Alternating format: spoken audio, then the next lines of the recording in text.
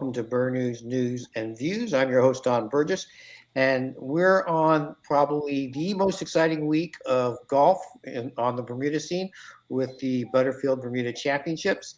And here to talk about it tonight are Kim Swan, Stephen Lambert Jr., and Justin Belanger. Welcome, gentlemen. Welcome. Good evening, Don. Begins with the D. It's close enough. Yes. Justin, the PGA Tour is back here.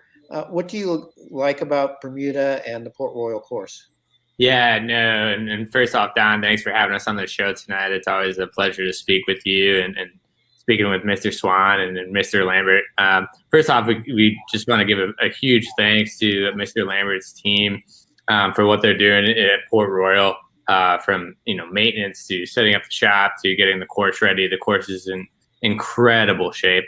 So we're looking forward to these guys arriving. Some arrived today, and looking forward to the next couple of days for these guys arriving to play this wonderful golf course.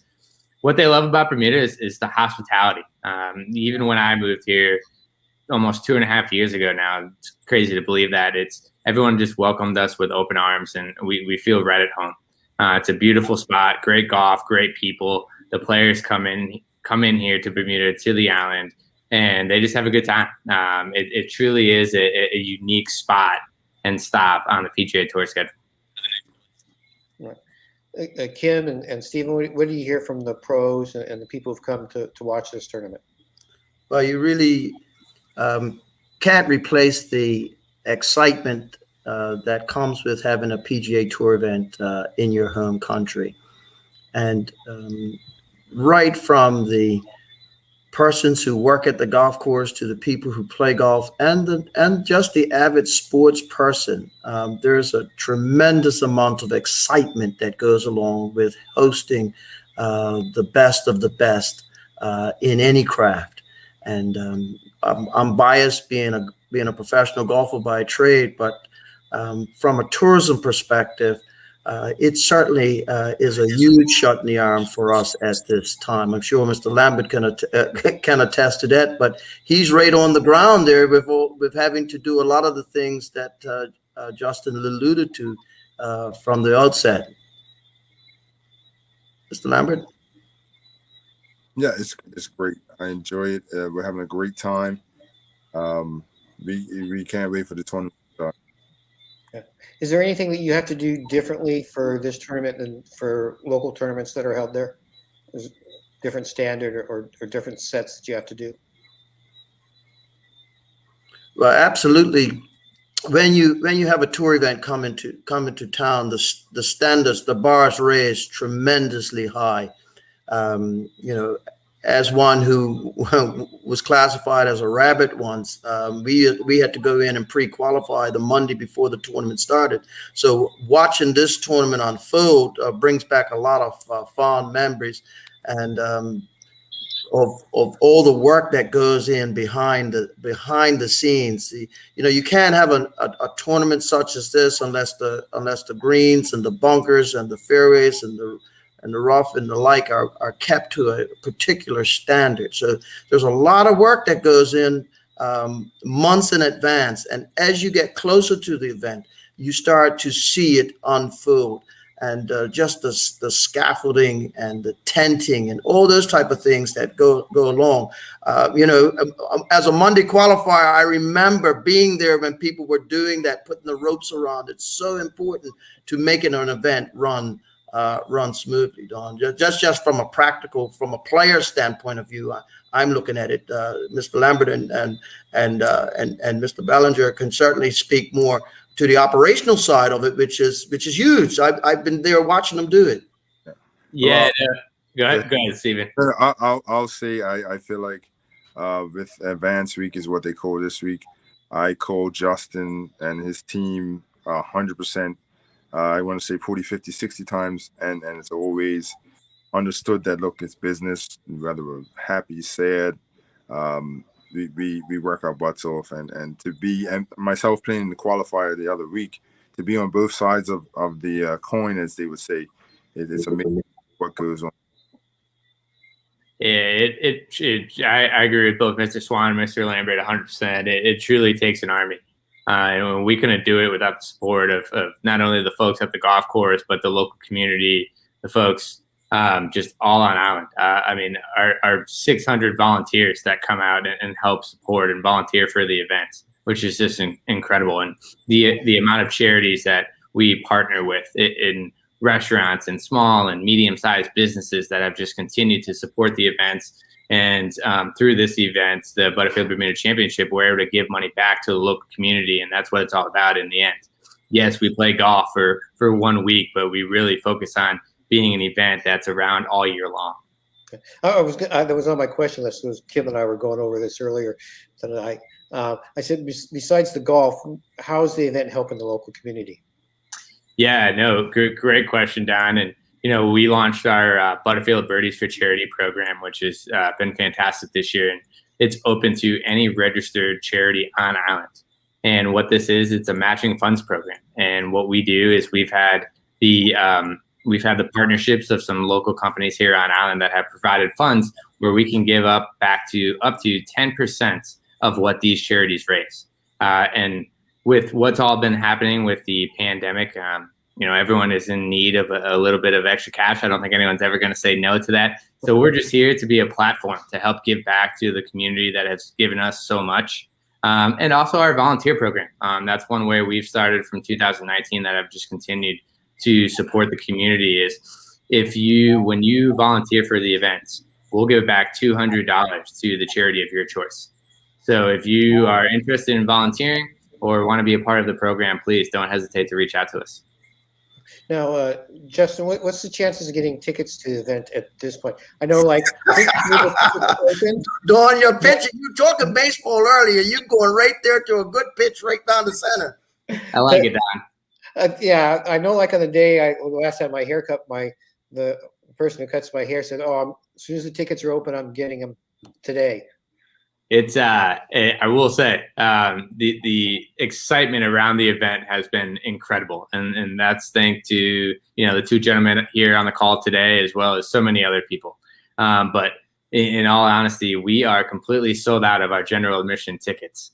So we're very excited to see all those folks join us here in just a few days. We do have a few hospitality tickets left each day into our Digicel Business Ocean Club, which is located on that picturesque 16th hole at Port Royal Golf Course. So if you are interested, please feel free to reach out to myself, and we'll be able to get you that hospitality experience. No, you just teed it up for me because my actual next question was: everyone talks about the signature hole, the par 3 16, but is it the trickiest hole? I'm gonna let Mr. Lambert answer that since he played it just the other day, and Mr. Swan since they played it more than I have. But I will definitely give my from an amateur side. It's from those back tees. It is definitely a scary hole, but one of the most beautiful holes on tour.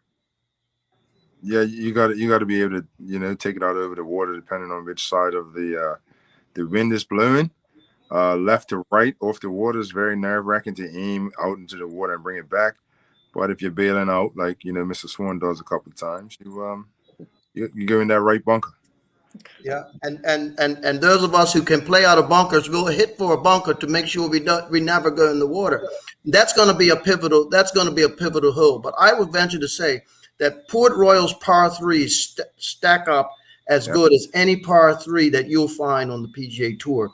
Yes, number sir. 8, number 13, and then number 16, the signature hole, are very strong par 3s. And when the wind is blowing, they will cause a bit of bother. And the vantage point there with the hospitality located on the right side of number 16, overlooking the ocean. And Mr. Belanger just said that there are still spots available. I should hope that by tomorrow, those spots will be taken up. And we're trying to figure out whether or not we embody the Ford up there, Whale Bay Ford, to turn that into a concession area. Because I'm here to tell you that is going to provide as much excitement if the wind blows or if it doesn't blow as any PGA Tour event could offer. And tour pros know how to take their medicine. They will deliberately play for a bunker to make sure that 4 is the worst score they can make when a major disaster is staring them in the face. And those are the pivotal holes that were designed for Port Royal and redesigned for made for television, which we're very excited about, Don. You talked about the hospitality tents on the right and how most guys will try to go over the ocean. We have a shot we want to show from last year. It's Puerto Rico's Rafael Campos. Went a little bit to the right. Check this out, Justin. This is way up in the air and way right. Lands on the cart path. Get a burger while you're there. That's in the front of the line to get a little chicken sandwich. Yeah, look at the man grilling. He's like, "What? Wait, gosh. That's a golf ball?" Well, the only good news is it's going to smell really good back there, and he's going back into the wind now. Look at the guy check. The guy grilling. Which is Oh! How about that? You can stop it that way, sure. Yeah. Which is a good 50, 60 yards over this green. Yeah. You probably needed a number. Yeah. So I know that shot last year provided a lot of amusement for people. When you saw it, what was your reaction? Well, that's what a tour pro would do. A tour pro, when in doubt, would err on the side of safety, get himself a hot dog order in, get himself a darkened storm if it's really going bad, chip it in front of the green. He almost holed out and made a three. Right. Where he didn't need to darken stormy after the hole. But had he That's a good bogey. That's definitely a good bogey. Yeah. He laid up. He took his medicine, like Mr. Swan said, and you keep moving on to 17. You get through 13, 14, 15, 16, even par or better. You're smiling. I think he was just hungry, Don. I think he just wanted a good chicken sandwich. Yeah.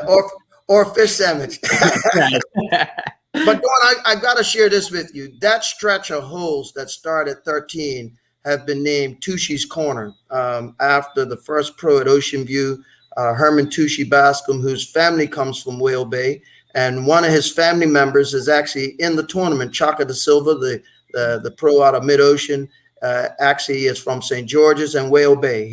He'll be representing the Tushy Bascom and the Da Silva and Francis family down in St. George's as well. It's a great story. His grandfather, Noel, was the third manager of Port Royal and one of the longest serving ones from 74 to from 76 to 84. And his grandfather, George Da Silva, from St. George, and Red Da Silva, the late president of St. George's Cricket Club. Some great family stories there connected with Whale Bay as well. We're going to talk about the Bermudians that are in the tournament in a little bit, but what are some of the stories going into the first round, which starts on Thursday, that people should be watching?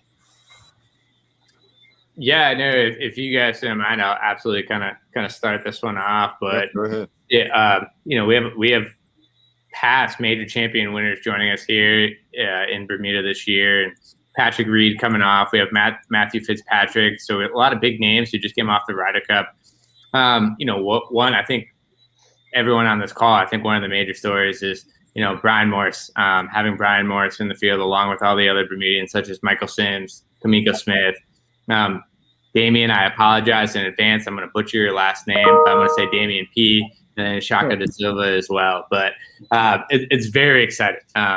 It's for us from a tournament operation side, it is just incredible every year to host the Bermuda qualifier and just be a part of that. It really starts to kick off the Butterfield Bermuda Championship every year. The people, the community that comes out and supports each player that's trying to get that position in the PGA Tour event, it's just absolutely incredible to us to see. And we truly enjoy it and want to continue to grow that Bermuda qualifier each year. The volunteering aspect from a charity side is humongous as well. Please come out and join us. We have a lot of great partners this year. Saturday is, Family Day presented by Butterfield. So come out, bring your families. A lot of great things coming out. The event continues to grow each year. Thursday, in partnership with Digicel Business, it's Hope brought to you by Digicel, so breast cancer awareness. So please come out. We have some great promotions running around that. You can support a great cause to the local community here by just texting a couple of numbers. Just behind me, you can text donate to 5050, or you can text to donate to 6060, and it's just going to go back to the local community, which is incredible. And we thank Digital Business for that as well. And again, this event is not just for 1 week.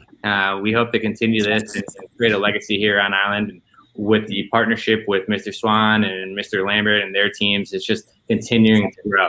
And with all of our sponsors from the local community, it truly is a special event this time of year. Yeah. And, it's always sort of tough to defend, but what do you think Brian Gay's chances are this year? No, great question. We were just having a conversation with him the other day. He's very excited. He loves Bermuda. He'll be the first one to tell you everyone here has welcomed him with open arms, and now that he is our defending champ coming back, he can't be more excited. He likes his chances, and I think we all do. Why not, right? The first 2 years, he's played Port Royal Golf Course very well, and we're all rooting him on. But he is very eager to get back here and defend his title. Don, I just got to throw in there with the local players, and we're celebrating some special anniversaries. Port Royal's 50th anniversary year, Ocean View's 70th anniversary year, and I believe the Devonshire Golf Links, which Ocean View grew out of, was probably in its 90th year with Louis Raphael Kidd Corbin. Yeah. Every Bermuda representative in this tournament has a connection with the 3 former public golf courses. We only have 2 now. St. George's was a public course. Brian Morris and Chaka De Silva and Damien Palliande are all connected with St. George at one time. Brian is now the pro. Makes you extra proud. That's right. And Brian is the pro at Ocean View, and you have Michael Sims was his first lesson was with the great Frankie Ruben, whose 50th anniversary of qualifying for the British Open at Royal Birkdale happened this year, and with Walter King being in the 50th year of being the first Bermudian to win the Bermuda Open, and the 50th anniversary of the passing of Ralphie Frey, the Bermuda Open professional champion in 1971. I expect some great things this week out of the Bermuda golfers, only because I'm one, as Brent Crenshaw would say, I'm just stupid enough to be misty-eyed and believe that there's something special going on at Port Royal this week in our 50th year. Kim, what do you think the strengths are of each of the 4 Bermudians that are competing, or the locals? Well, I would start off with Brian. Definitely, Brian Morris brings heart. His story is one worth telling, and it's an inspiration to anyone going through something of a serious magnitude, as many people are right now. We're in the midst of a global pandemic, gripping the whole world, and not to give up is certainly the story of Brian Morris. He's digging deep as a person, and he's making the most out of the limited time. And only the good Lord knows what time you have left anyway. So make the most of every day, and he's doing that. And he's got the chance to tee it up in the PGA Bermuda Championship. Certainly, Michael Sims is of tour pedigree. He had a very great amateur career. North-South winner. He played on the nationwide tour. He's experienced. I'm expecting good things. I would not be surprised. I hope it's windy, and I certainly hope Michael's A game came back on that plane when he returned home, because he certainly has all the material to do it. Damien Palliande, a young amateur getting his first time to tee it up, is a hard work at the game. Great story between he and his father growing up. It's one of the stories you need to just to tap into that story. There are stories like that in Bermuda with a number of mother-daughter, father-daughter, father-sons, and he's one of those great stories coming in as an amateur. Of course, Kamiko Smith is a homegrown young man from Spring Benny, right there on number 4. The shot of him hugging his grandmother on the 4th hole when he played one year.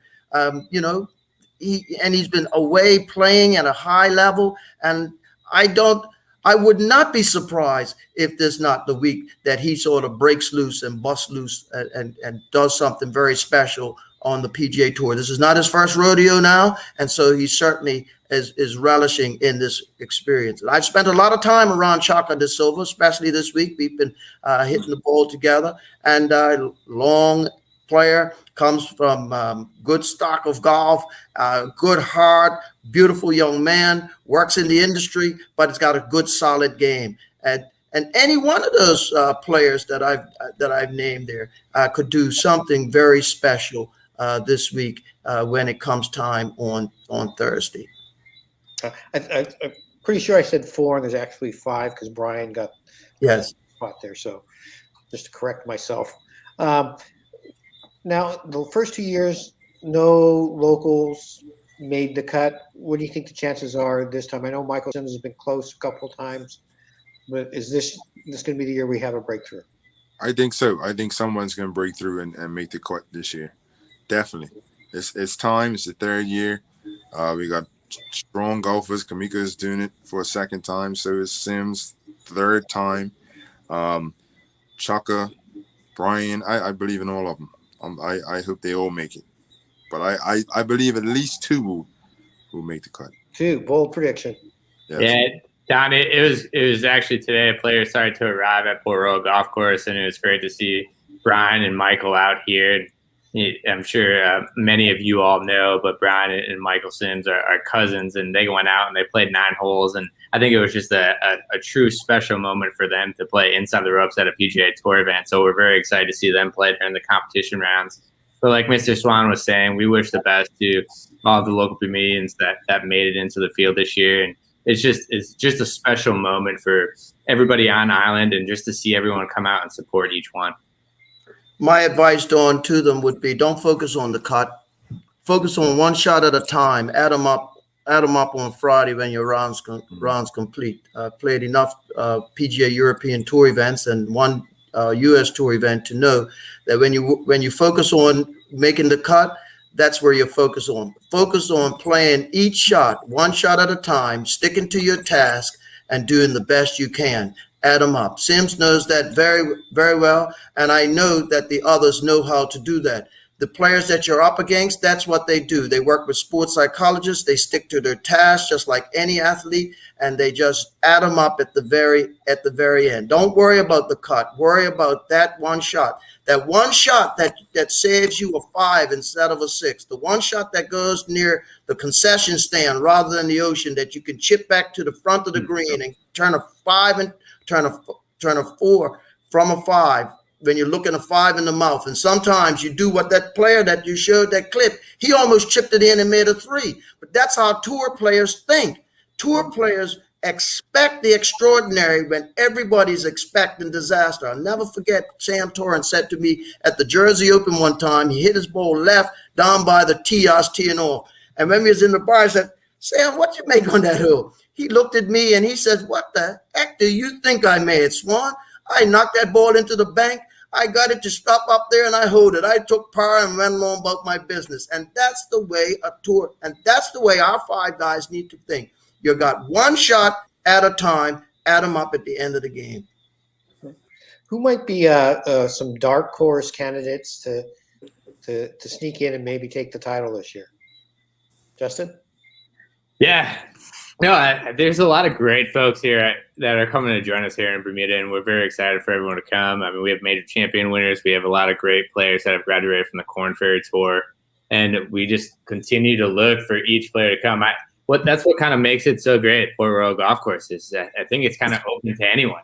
And I'll kind of turn it over to Mr. Swan and Mr. Lambert on potentially who they think might be the dark horse here. But I think it's up for grabs. I mean, you just never know if the wind's up. Some players are win players, some players are not. So I think it's going to be exciting. And as you can tell, it could be high scores, low scores. And like Mr. Swan said, I hope one day there's some wind, next day it's calm, next day maybe a little wind. Make these guys think while they're out on the golf course. Well, before Mr. Swan goes, because I know he's going to have a very, very intense, decisions on who he picks. I say anybody from Europe, nothing against the Americans, but if you're playing in Europe, you got to keep that ball low in the wind. And a lot of guys that play in the European Tour, Fitzpatrick, Aaron Rye, You got Danny Willett, who's a former Masters champion. And you also have Affie Barnrat, which is one of my favorites. He hit this stinger on the range last year on the Friday when it was blowing hard. He was the only one under par. You keep that ball low, and like Mr. Swan says, you turn what somebody might think a double bogey into a par. I think the Europeans have got it. Nothing against Brian Gay. I hope he repeats. I really do hope he repeats because he hangs around as a nuisance. He'll be hanging around the top 5. Guaranteed on Sunday, Brian Gay will be right there. So that's my opinion. Well, my friend got in as an alternate, and I was looking for his name. He was an alternate. Carlos Franco. I played a fair amount with his brother Angel down there in Argentina, and all the guys from Paraguay in Europe. And his cousin Eladio Franco qualified for the World Cup here in Bermuda with myself and Keith Smith in 1984 when we won the America's Zone. And Paraguay, Jamaica, and Bermuda were the teams that qualified for the World Cup that year. The Franco brothers, and Carlos is here. He can handle that wind. He can tee it up on very low and just hit that ball. He's a senior, but when that wind kicks up at Port Royal, it's the great equalizer. And I'm looking for something special. I'm looking for an old guy to come through and do something. I only wish Langer was able to come in, but the tour, the senior tour is in the playoffs right now. So there are a lot of those guys would have jumped at the chance to come here because this is a course that favors a ball striker when a low ball hitter when the wind kicks up. So I'm hoping Franco does something only because those Franco boys and Vicente and the boys were very kind to me on the tour back in the day, and I'll be rooting for him as I was the last time he was in Bermuda. Real quick, Mr. Swan is looking for a caddy, so just to let you know, just in case. All right, but tell him I'll contact him tomorrow. All right. That's my horse, Carlos Franco. He'll have a good time no matter what, but he can play. How much do you think the wind's going to play a factor over the next 4 days when the tournament's on? I know it's been really windy. Only Mother Nature can tell, but with the apps today, the fishermen know a week or so out what it's going to do, but you never know. But we're praying for a little defense because these young players hit the ball so far. The local young players hit the ball so far. But when the wind kicks up, and Port Royal in its redesigned form, although designed by the same person twice, it is more susceptible to make wind play that much more difficult because it has a linksy feel, and it's made for television. You have a 360 standing at the clubhouse looking all the way around. It's television's dream come true, really. I mean, Justin could probably tell you that better than I. No, absolutely, Mr. Swan. I mean, Golf Channel, when they come in, it's incredible. Last year we had 50 plus hours of coverage, from repeat coverage to live coverage. And just they do an incredible job. I mean, Bermuda needs no help. That beautiful blue water, the pink sandy beaches, the beautiful golf course. It's easy to put it on television for all those folks. But it's when you see it on TV and you kind of take a breath, and at least for myself and the rest of the staff, we get a second to take a look and see it on TV. We're like, that is just one beautiful sight. And when they're viewing number 9, they're catching a piece of 15, 16, 14, 12. There's not too many tour events that you can get that good a look because even the links look when you're at the British Open is usually flat. We're a hilly terrain. We're as hilly as the places that you find in Georgia, but with no trees to obstruct the view. Yeah. Our 30 minutes has gone by. Just want to give you each a chance to say a last word, whatever you feel is important. And we're going to start with Justin. Yeah, and Don, thanks again for hosting us tonight. And truly, like we started the show off, it really does take an army. And we just want to thank everyone on an island that has participated in helping make this year's Butterfield Bermuda Championship a success. And we look forward to a great, fun week next week. So please come out and join us, and hopefully we get to see everybody out here, and we crown a champion next Sunday. Okay, Stephen? Yeah, I just like to say, you know what, come out and enjoy the tournament. At least if you can't make it all 4 days, come out Thursday and Friday and support your locals. They did a lot to get in. They're doing their best to make you proud. I like to see it. Obviously, we have limited tickets, but for those that have tickets, come out and support. Thank you to the PGA Tour for choosing Port Royal Golf Course and putting us on display internationally, worldwide. And let's have a good week. Hopefully the wind comes up a bit. All right, Kim, and you get the last word here about the Butterfield Bermuda Championships. Well, I just have to take the opportunity to thank the sponsors, the Bermuda Tourism Authority, Butterfield Bank, and all those sponsors that come along, Mr. Justin Belanger and his team for their work. But I also got to give thanks and praise to we're celebrating 50 years. I'm going to name some names real quick. Reginald Tucker from St. George, George Wardman, Hubert Smith, Eric Parker, Walter King, Betty Vincent, Herman Tushy Bascom, Ralph Frey, Noel Van Putten, to name but a few. The list is long. Earl Lowe, George Lowe, Earl Anderson, Leonard Jones. We're standing on some great shoulders that made it possible for a public course to be displayed around the world in great form.